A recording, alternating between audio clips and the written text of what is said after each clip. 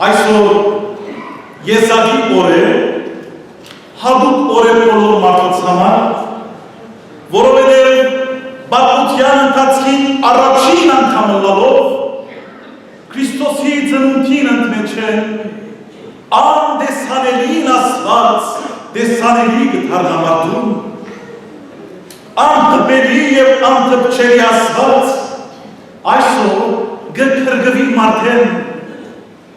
այսօր Մարիամ գտեսներ շտիտ Աստուծո Հիսուս Քրիստոսին ընդմեջ են այսօր Մարիամ գհամբուրեց ասված Հիսուս Քրիստոսին ընդմեջ են և այստեղ Մարիամը միայն ինձիչ ներկայացնել